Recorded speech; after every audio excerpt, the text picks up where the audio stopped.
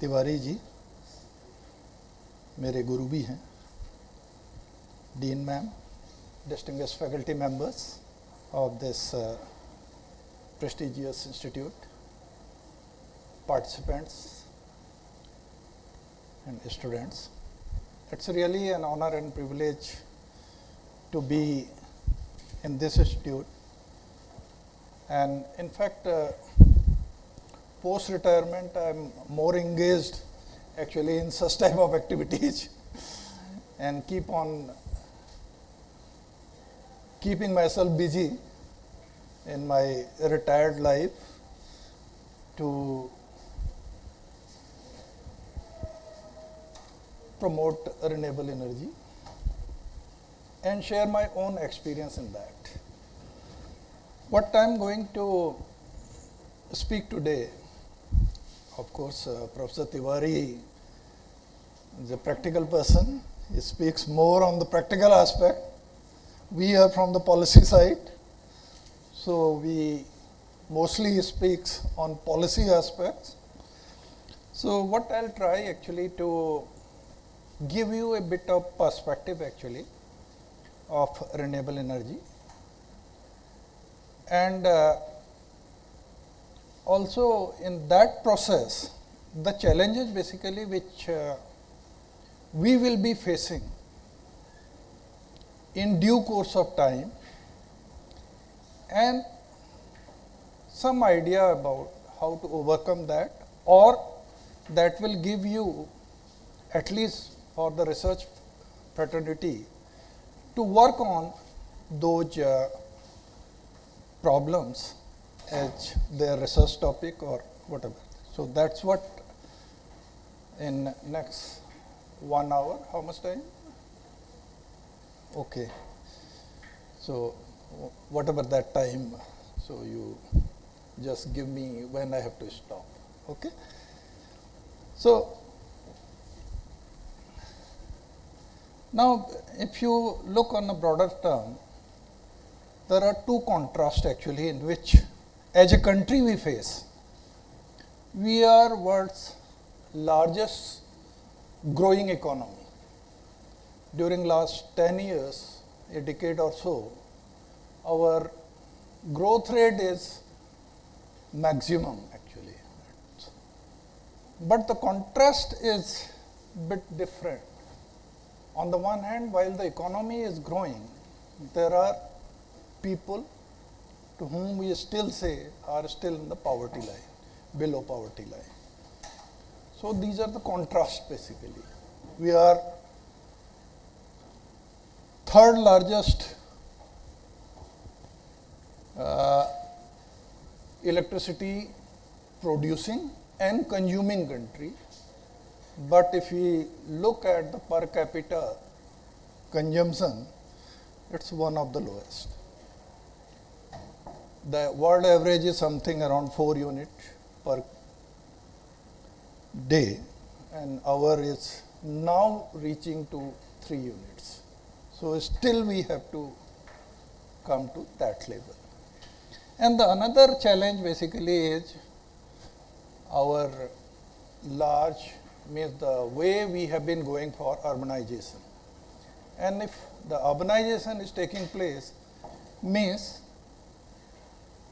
it will have construction of new buildings, factories, transportation network, and for that the economic growth again is required, which will basically require more energy, and the energy practically is coming mostly from the fossil fuel. So if we look at our energy consumption pattern, it's still dominated by coal and oil.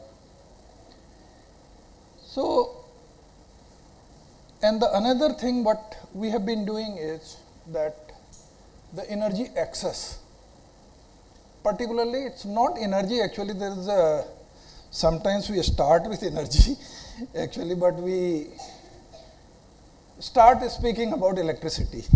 So electricity is a means of transporting energy from one place to another place. And in that way, basically, we are electrifying almost 50 million citizens every year over last decade. Now we claim that almost all the villages have access to electricity.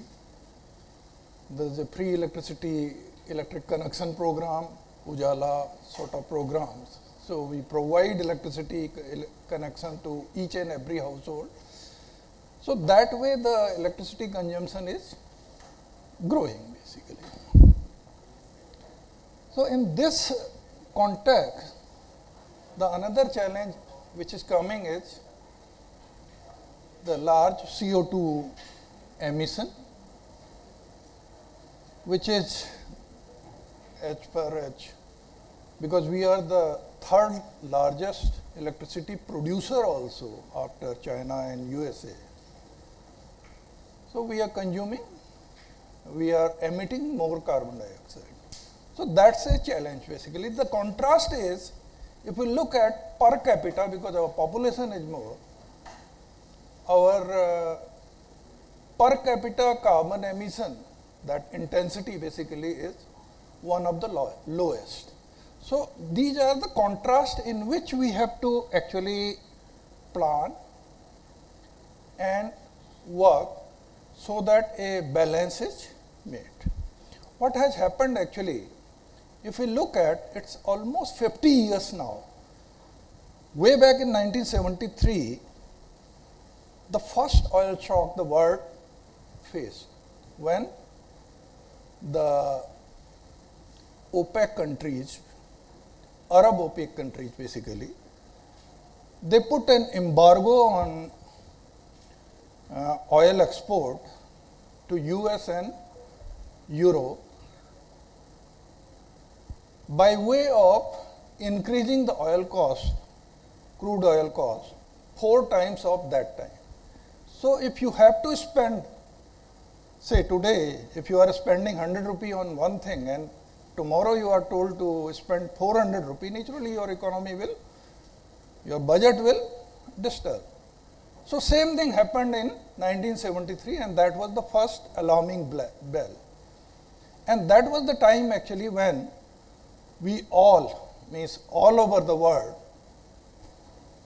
started thinking of energy independence. So there were 2 terms basically which were being used at that time. That's being energy independent, and then energy conservation. So resource energy conservation, we have to conserve the energy so that it lasts long. So that process started in 1973, and that's why I said it's almost 50 years now. We have started working on energy independence by way of working on renewable energy, solar, wind, whatever it is. So the driving force actually from maybe 70s till early 2000, that was the energy, that was the driving force for promotion of renewable energy. But in this whole process, when the climate negotiations were going on, under the Kyoto Protocol, I think you might have heard about the Kyoto Protocol. Under the Kyoto Protocol, the developed countries or the Annex 1 countries were given a specific target to reduce their carbon emission by 5% of 1990 level. Okay, and that target was monitorable target. So when this thing was given as a target to the developed countries, they started pushing a pressure basically on the fast growing economies like India, South Africa, Brazil, so such type of country which are the fast growing economy, that your energy consumption is also quite high, and that's why you are contributing more to the carbon emission. So do something. Our argument was entirely different, and that holds good even as on today. But as a responsible country, What we did is,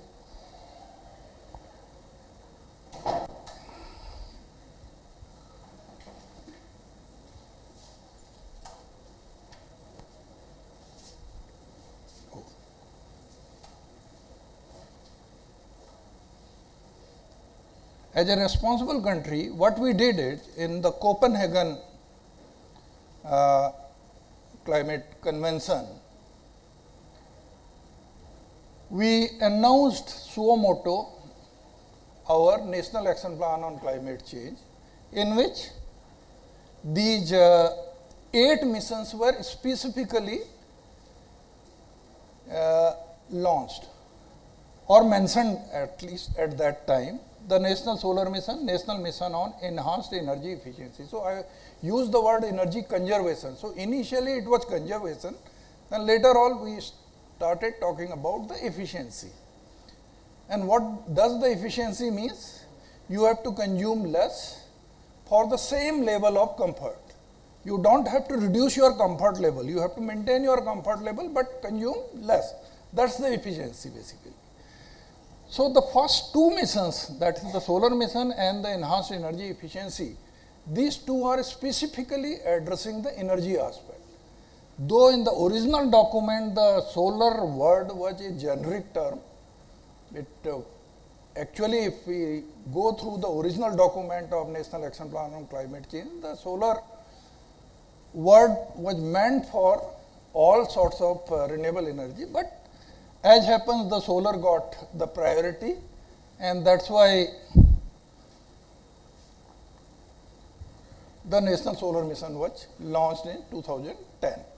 This is the specific document where you have specific monitorable targets which were set, and we were told that we have to achieve 20 gigawatt. Now, from megawatt we have shifted to gigawatt, and we started talking that we have to achieve 20,000 megawatt of grid connected solar electricity.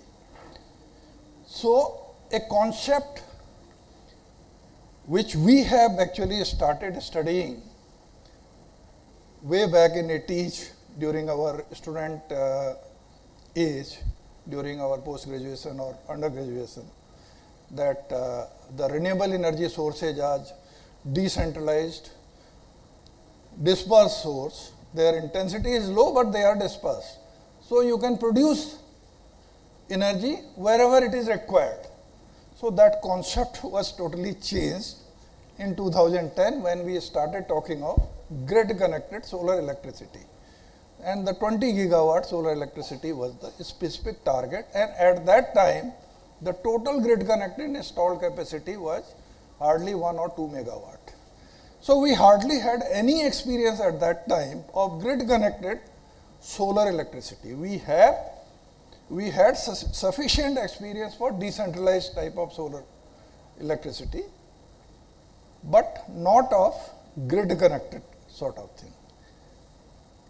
But of course, then there were the other aspect components of the solar mission. We hardly talk about those components now.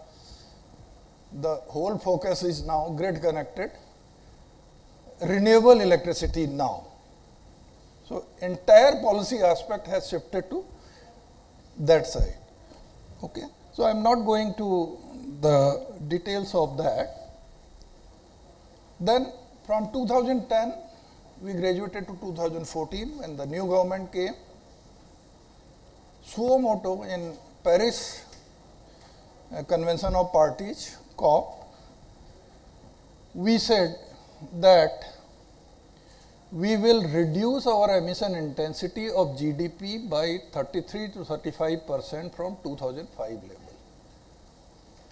That was the announcement made by Honorable Prime Minister in 2015 COP in Paris. Okay.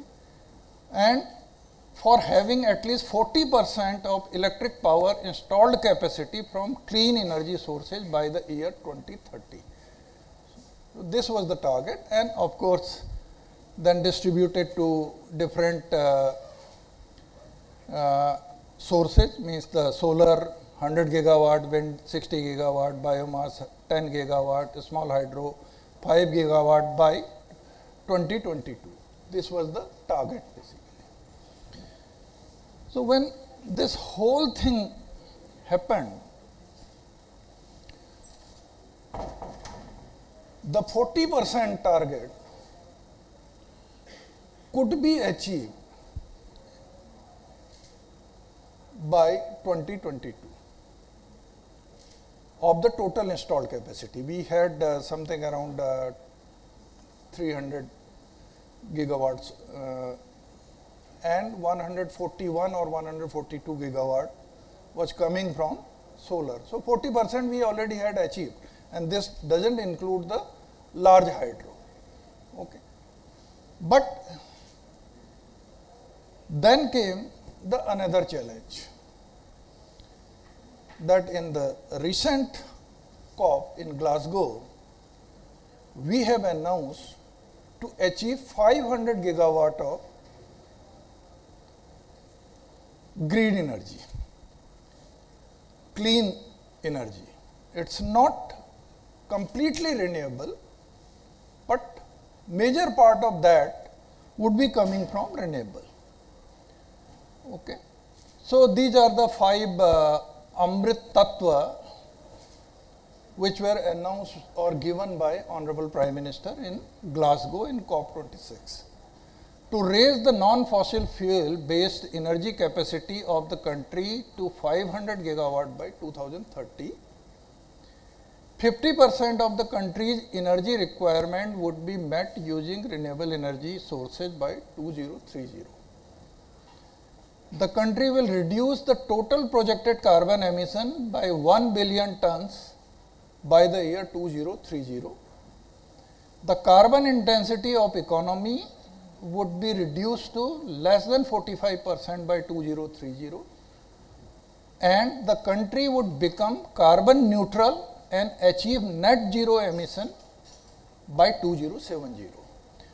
This last word, net zero, to some extent is misnomer. Misnomer in a sense that the common man feels that we will be using the technology, means mostly we will not have any carbon emission. It's not like that. It's something like that your institute may have a power consumption of the level of maybe 2005 megawatt or 2.5 megawatt. So this 2.5 megawatt will be offset by renewable sources of energy somewhere. It could be anywhere, like the Delhi Metro. Delhi Metro, whatever consumption it is doing in the form of electricity, part of it is coming from renewable energy. You might have seen in all the metro stations now have solar rooftop. Then they have a dedicated solar power plant in Rewa, from where they purchase the electricity.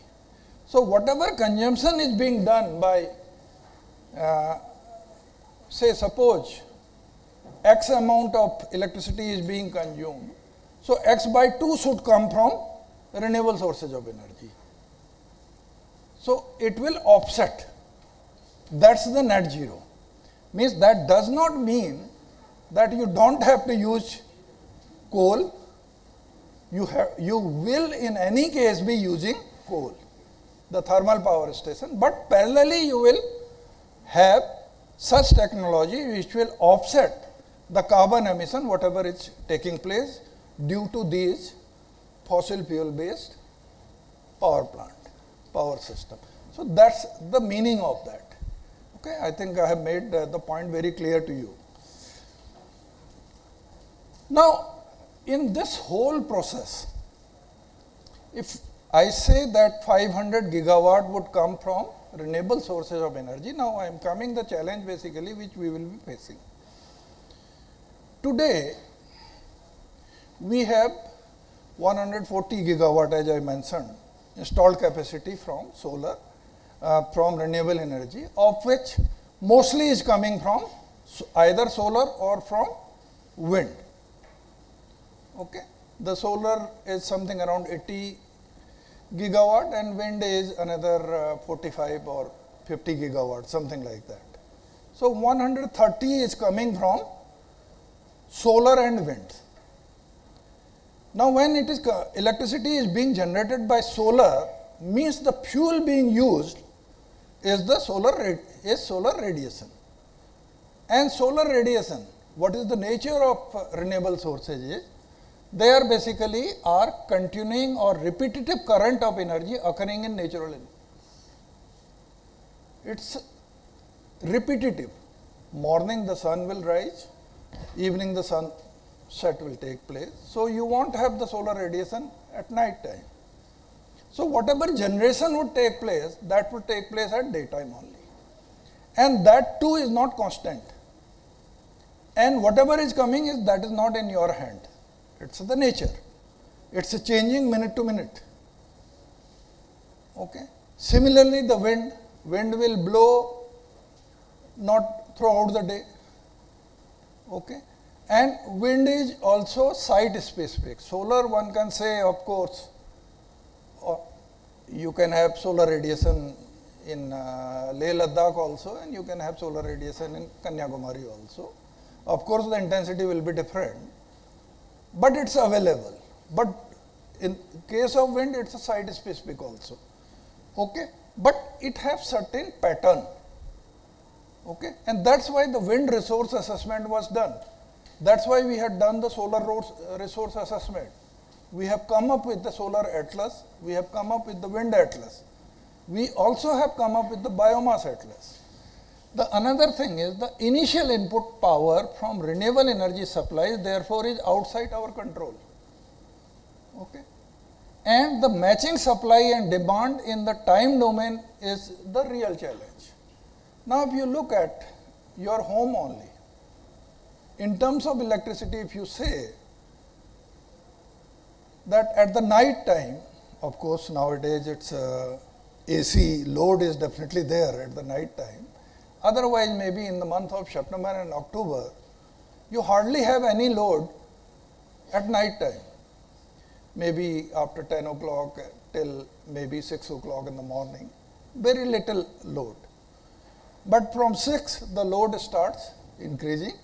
At daytime, everybody goes, you have come to institute, somebody has gone to, so the electricity consumption is almost zero, only your fridge is working. So the electric consumption is not a static subject, it's a dynamic subject. The consumption pattern is changing from minute to minute. Okay? And the challenge is that the electricity is to be consumed as and when it is produced. Electricity is immediately has to be, what is electricity? It's a current basically. Okay, and that's why we say current, it flows. Okay, so if you block it, means there is no flow, it's to some extent converted into charge. Okay, the flow of electrons, that's the electricity. So it has to be consumed. Okay, but how much is the demand at a particular time, whether that much production is taking place, or if the production is high and demand is low, what will happen? Some electrical engineering student may tell actually how would it be impacting your grid. If the supply is more and demand is less, then your frequency will increase, your grid will fail. If the demand is more and supply is less, the frequency will reduce, your grid will fail. Okay. So both the conditions are challenging. We have to make a balance in between. And that's why we say in any case, the base load would be supplied by thermal. The rest, solar, wind, or whatever other sources are, they will produce as and when the supply is there, means the resource is there. In coal plant, you can upscale, you can downscale. In gas based, you can do it instantaneously. In coal base, it takes time. You cannot immediately reduce it. It takes time. In hydro, you can immediately produce, you can immediately stop. Okay. So every resource or every source has its own merit. And we have to see that how our electricity system would work as per our requirement. That's the challenge now. Now we have said that we will be having 280 gigawatt of solar electricity generation capacity by 2030. We will be having 140 gigawatt of wind capacity, meaning by 420 gigawatt of electric generation capacity will be from the sources which are intermittent in nature, and the supply is not in our hand. It has, of course, certain pattern. We can do the modeling. Sir is expert in modeling. Everything he can model. I do not know anything about modeling. I can only say that we can model. That's all. That's the difference between we and sir. Okay. So that 420 gigawatt. And the total installed capacity at that time, we have planned to be something around 820 gigawatt. Meaning by 50% of your installed capacity would be from the intermittent sources. Okay. Now look at that scenario. If you have something around say 320 or 350 gigawatt of thermal electricity, how much can you reduce the production? You can't go beyond 40%. You cannot stop generating electricity from a thermal power plant. Okay? You can reduce it. So suppose at that time, maybe at 12 o'clock the total installed capacity is 340 gigawatt. So we will have 170 gigawatt coming from the thermal power plant. Okay? And then we have 240 gigawatt from solar. At 12 o'clock, maybe in the month of September or in the month of March, because of its own inherent characteristic, I am taking the equinox as base basically. At that time, the total generation is maybe 200 gigawatt. So your total generation at that time is 370 gigawatt. But at 12 o'clock, your demand cycle doesn't match that. Okay? So what will happen? You will have surplus electricity. Okay? So what to do with that surplus electricity? Because now you cannot reduce the production from thermal power plant which is providing you the base load. Okay? So that's the challenge. And that's why these are the supply pattern and these are the demand pattern. Of course, this is just a graph as I mentioned. This is the total basically what we have planned for 2930. These are just the numbers. So now look, this is the well explained thing.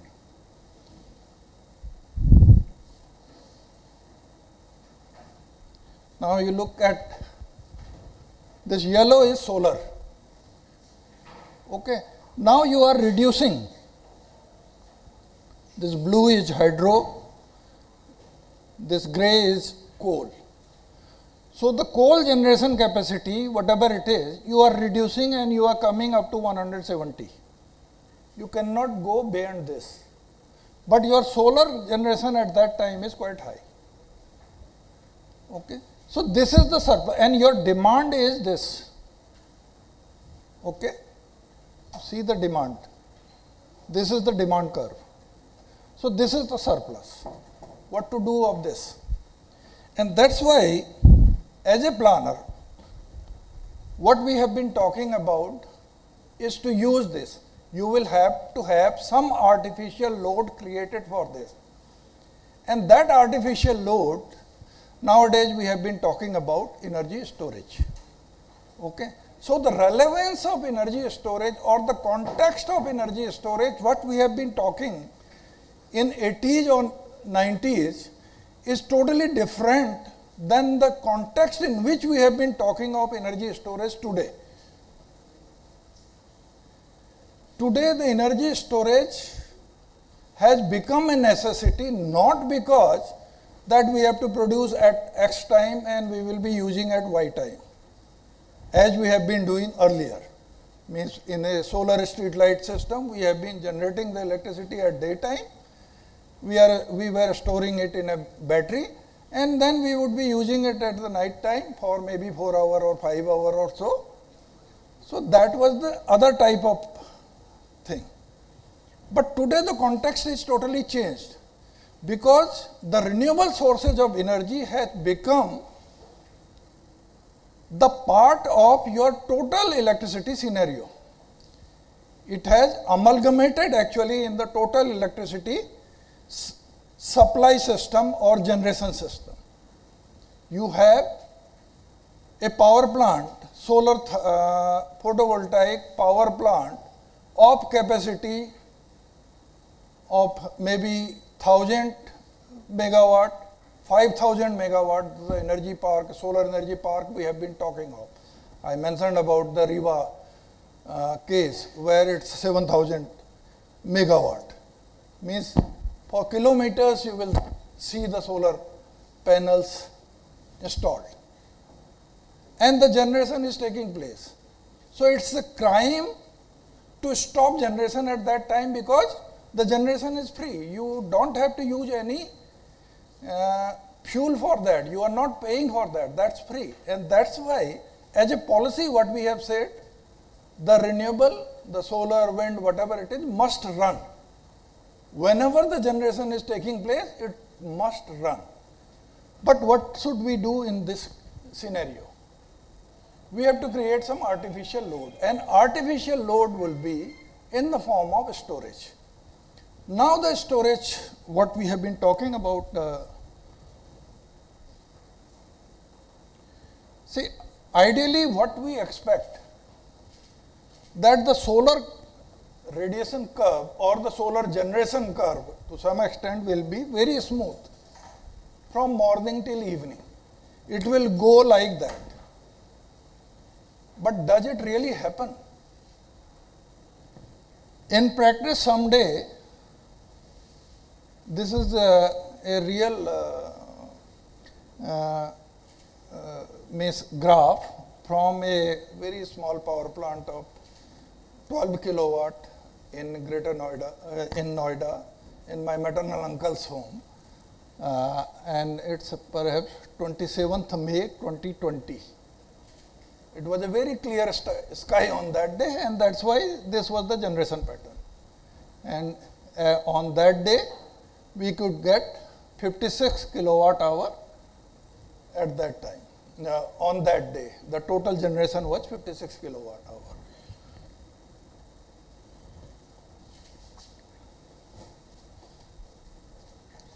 But on 31st May, just after 4 days, the scenario was this.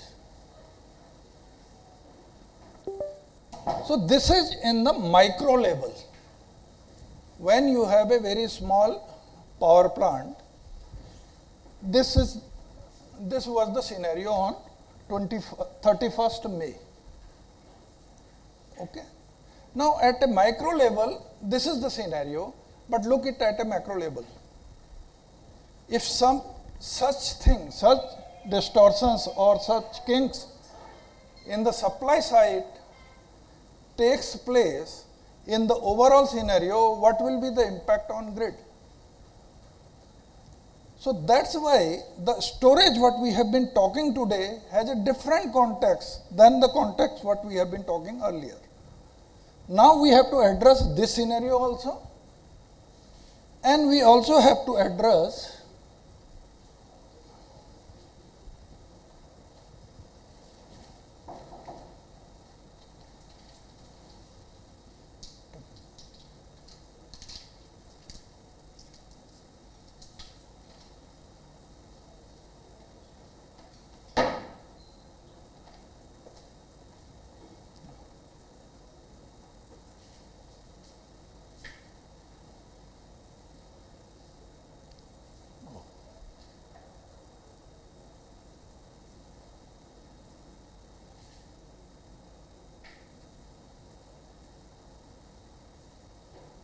we also have to address this scenario also.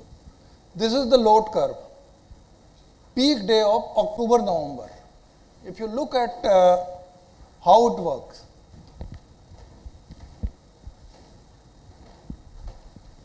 the peak is coming in October, November, the peak is coming in at around 11 p.m.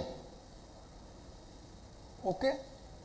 And in December, January, of course, at 11, again the peak is there, but from 15th to 19, means 4 p.m. to 7 p.m., it's a different scenario.